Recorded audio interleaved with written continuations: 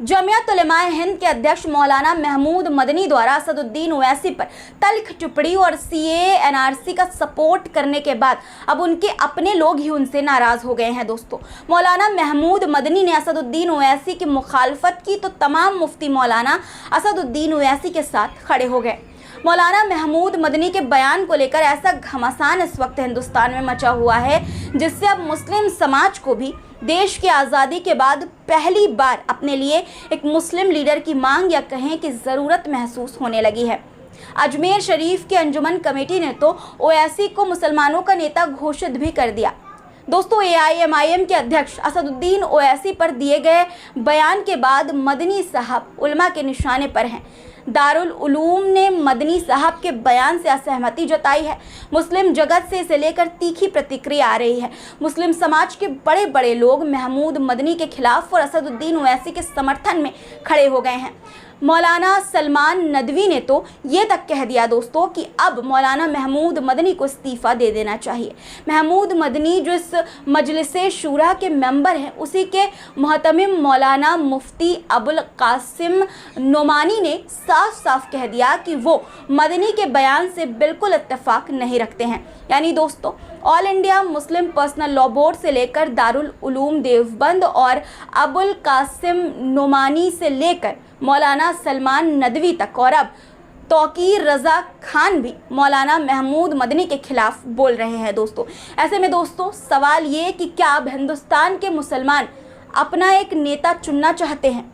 क्या मुस्लिम धर्म गुरुओं को भी अब एक लीडरशिप की ज़रूरत महसूस हो रही है? और क्या हिंदुस्तान में मुसलमानों के सबसे बड़े नेता असदुद्दीन ओवैसी बनकर निकल रहे हैं? क्या उन्हें लीडर मान चुके हैं मुसलमान? आज के इस वीडियो में दोस्तों इन तमाम सवालों पर चर्चा करेंगे और आपको दिखाएंगे कि किस तरह से मुस्लिम समाज के बड़े बड़े लोग, बड़े बड़े मौलवी मौलाना असदुद्दीन ओवैसी का फेवर कर रहे हैं, उनके लिए बोल रहे हैं, उनके साथ खड़े हो रहे हैं और खिलाफ मौलाना महमूद मदनी के बयान दे रहे हैं। दोस्तों, वीडियो में आगे बढ़ूं उससे पहले आपसे एक गुजारिश है कि अगर आपने हमारे चैनल को अभी तक सब्सक्राइब नहीं किया है तो सब्सक्राइब कर लीजिए ताकि इसी तरह से बेबाकी से हम मुद्दों को उठाते रहें। आदाब, नमस्कार, मेरा नाम है मिसबा खान और आप मुझे द पिलर इंडिया पर देख रहे हैं। दोस्तों, इस वक्त असदुद्दीन ओवैसी मुसलमानों के पसंदीदा नेता बन गए हैं और ये हुआ मौलाना महमूद मदनी के उस बयान के बाद जिसमें उन्होंने असदुद्दीन ओवैसी की राजनीति को बांटने वाला बताया था। जी हाँ दोस्तों, काफ़ी तीखी टिप्पणी के साथ मौलाना महमूद मदनी ने एक पॉडकास्ट में असदुद्दीन ओवैसी के खिलाफ बयान दिया था। साथ ही दोस्तों उन्होंने सीएए और एनआरसी का समर्थन किया था। उन्होंने कहा था कि एनआरसी पूरे देश में लागू हो जानी चाहिए, वो उसका सपोर्ट करते हैं, यानी कि समर्थन करते हैं, जो कि हमने दोस्तों आपको दिखाया भी था। और इसी बयान के बाद मुसलमानों में असदुद्दीन ओवैसी की चाहत और भी ज़्यादा बढ़ गई है। महमूद मदनी ने असदुद्दीन ओवैसी की मुखालफत क्या की, पूरे मुस्लिम समाज को ओवैसी साहब के काम, मुसलमानों के लिए आवाज़ उठाने का उनका अंदाज़ याद आने लगा और महमूद मदनी जिस दारुल उलूम की सुप्रीम पावर मजलिस से शूरा के मेंबर हैं दोस्तों, उसी दारुल उलूम ने उनके बयान से पल्ला झाड़ लिया। संस्था के मुहतमीम मौलाना मुफ्ती अबुल कासिम नोमानी ने कहा कि मौलाना महमूद मदनी का बयान नया है या पुराना, लेकिन वो उनके अंदाज और बयान से बिल्कुल भी इत्तेफाक नहीं रखते।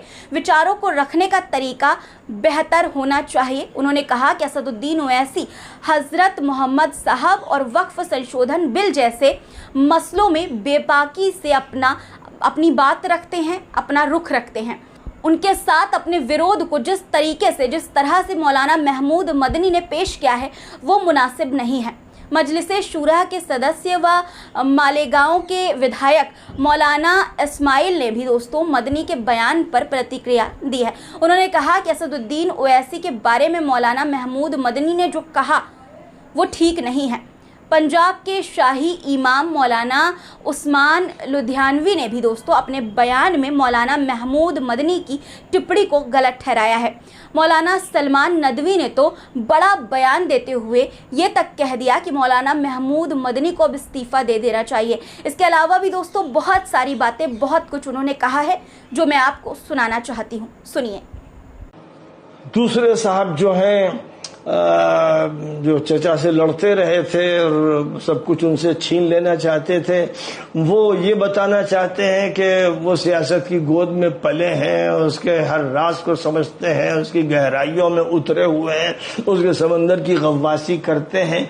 इस पोजीशन में तो नहीं है कि इलेक्शन में खड़े हो सके और जीत सके, लेकिन इस पोजीशन में जरूर है कि सियासत का खेल खेलें और सियासत की बातें करें और अच्छे अच्छे सियासी जहन रखने वाले एंकरों को भी गच्चा दे दें। वो इस भूल में है और इस भूल में वो अपनों ही पर वार कर देते हैं।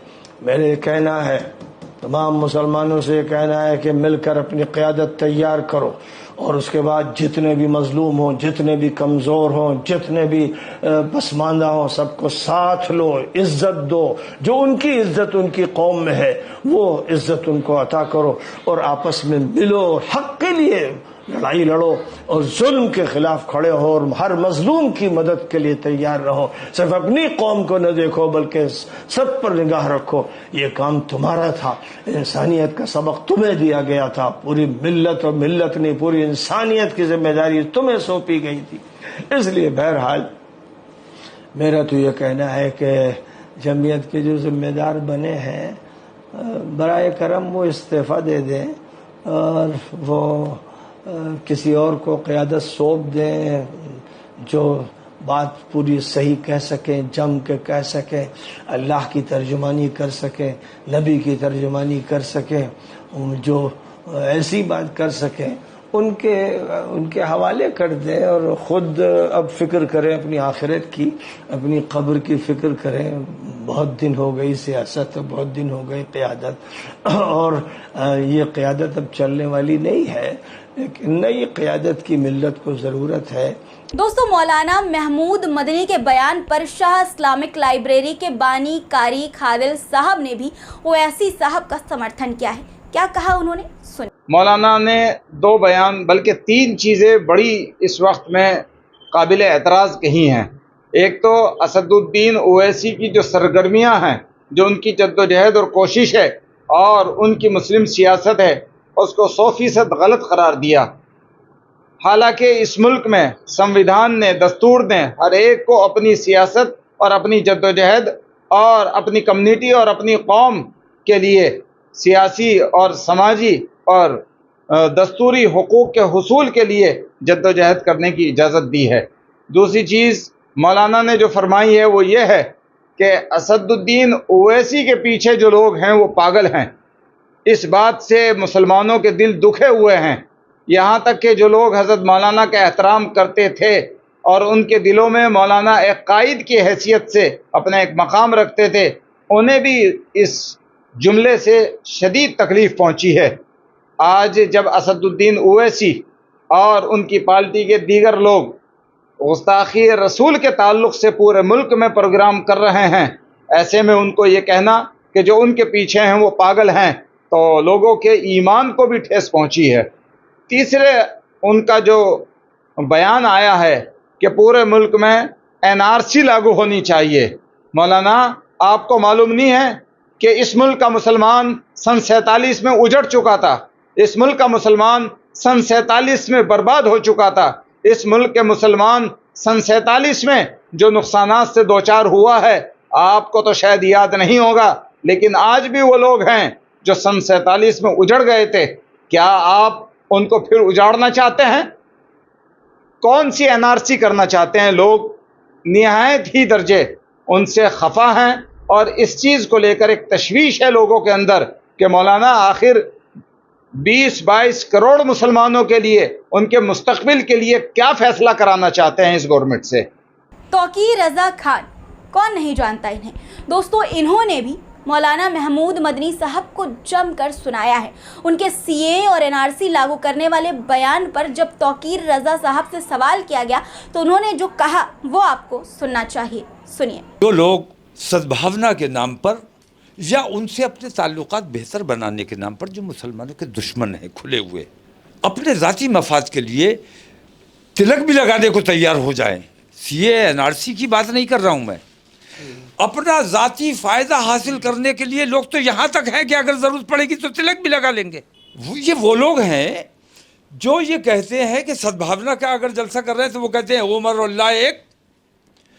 तो अगर दायरे शरीयत से बाहर हो गया तो तू गया, तू हमारा कहाँ है?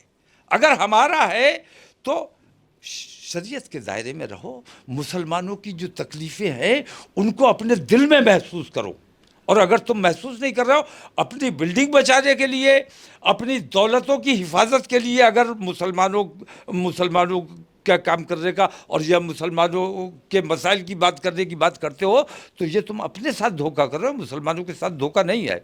CA/NRC लागू करा दीजिए, आपके पास है कागज़, मेरे पास नहीं है। एक वो आम रिक्शा वाला, एक आम वो सब्जी बेचने वाला, ठेले वाला, वो कागज़ कहाँ से ला के देगा? ये महमूद मदनी से पूछिए, जाके उनसे सवाल कीजिए। ये इस किस्म की जो गुफ्तगू करते हैं, ये RSS का काम करने वाले लोग, RSS की गोद में खेलने वाले लोग, जो अपनी FCRA बचाने के लिए किसी के साथ भी बैठने को और किसी के भी चरणों में पढ़ने के लिए तैयार हो जाते हैं, उनके लिए हमारी कोई जिम्मेदारी, उनके लिए हम कोई टिप्पणी नहीं करना चाहते। दोस्तों, all India Muslim personal law board और दारुल उलूम देवबंद समेत तमाम मुसलमान भी अब मौलाना महमूद मदनी के खिलाफ और असदुद्दीन ओवैसी के फेवर में बोल रहे हैं। इन सब चीज़ों से दोस्तों ऐसा मालूम होता है कि असदुद्दीन ओवैसी का विरोध मुसलमानों को मंजूर नहीं। ये सब देखकर साफ ऐसा लग रहा है कि अब आज़ादी के बाद पहली बार देश में मुसलमान लीडरशिप, मुस्लिम लीडरशिप की तलाश हो रही है। नाम कई है दोस्तों, चेहरे भी कई हैं, लेकिन मुसलमानों की फर्स्ट चॉइस असदुद्दीन ओवैसी हैं। वजह साफ है दोस्तों, ओवैसी साहब खुलकर मुसलमानों के लिए आवाज़ उठाते हैं, खुलकर प्रधानमंत्री नरेंद्र मोदी के खिलाफ बोलते हैं। मुसलमानों को टारगेट करने वाली जो राजनीति चल रही है उसके खिलाफ खुलकर वो अपनी आवाज़ बुलंद करते हैं, आवाज़ उठाते हैं, और ये बात मुसलमानों को काफ़ी पसंद आती है। अजमेर दरगाह शरीफ के खादिम और अंजुमन कमेटी ने दोस्तों साफ ये ऐलान कर दिया है कि ओवैसी ही मुसलमानों के सच्चे लीडर हैं। मियाँ भाइयों, एक लीडर अपना ही चुन लो, सलाउद्दीन अवैसी। 24 के बजाय 10 ही मेंबर आए, काम के तो हों। दोस्तों, हिंदुस्तान में 14% यानी कि 40% मुसलमान हैं। तमाम पार्टियां हैं जिनमें मुस्लिम लीडर्स मौजूद हैं, लेकिन फिर भी आज़ादी के बाद से अब तक मुसलमानों का कोई एक बड़ा नेता नहीं बन पाया, एक भी बड़ा नेता नहीं बन पाया। दोस्तों, ये अपने आप में एक बहुत बड़ा चर्चा का विषय है कि क्यों नहीं बन पाया, किसकी वजह से नहीं बन पाया। लेकिन दोस्तों, अब मुसलमानों को ये समझ आ गया है और उन्हें एक बड़े मुस्लिम लीडर की ज़रूरत महसूस होने लगी है। दोस्तों, कई मुस्लिम नेता हैं जो लोग एक्टिव हैं, कांग्रेस में भी कहने को तमाम मुस्लिम नेता हैं, मुस्लिम चेहरे हैं, लंबी लिस्ट है एक दोस्तों। लेकिन उनकी प्रॉब्लम ये है कि वो पार्टी की विचारधारा, पार्टी लाइन के दायरे में ही बोलेंगे, उसके बाहर वो नहीं बोल सकते। लेकिन ओवैसी खुलकर बोलते हैं। ओवैसी जिस तरह से मुसलमानों की बात करते हैं, उस तरह से सलमान खुर्शीद, तारिक अनवर, इमरान मसूद या इमरान प्रतापगढ़ी के लिए बोलना मुश्किल है दोस्तों, इसलिए ओवैसी आगे हैं।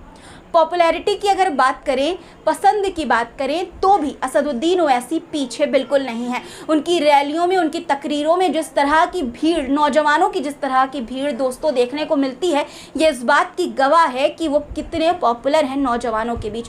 ऐसे में दोस्तों, महमूद मदनी का असदुद्दीन ओवैसी के खिलाफ बयान देना उनको चोट पहुंचाने वाला कम और असदुद्दीन ओवैसी के लिए फ़ायदे का काम ज़्यादा कर रहा है, और अब मुसलमान उन्हें अपने लीडर के तौर पर भी देख रहे हैं। आपकी दोस्तों इस पूरे मुद्दे पर क्या राय है, कमेंट में ज़रूर बताइएगा। आप कैसे देखते हैं असदुद्दीन ओवैसी को, और आपको क्या लगता है कि क्या सच में मुस्लिम समाज अपने लिए एक मुस्लिम लीडर की तलाश कर रहा है? कमेंट में अपनी राय ज़रूर बताइएगा, और चैनल को अगर आपने सब्सक्राइब नहीं किया है दोस्तों तो ज़रूर से कर लीजिए, ताकि आपको खबरों की नोटिफिकेशन मिलते रहें। फिर मुलाकात होगी कुछ नए मुद्दों के साथ, तब तक के लिए अपना रखिए ख्याल और मुझे दीजिए इजाज़त। धन्यवाद।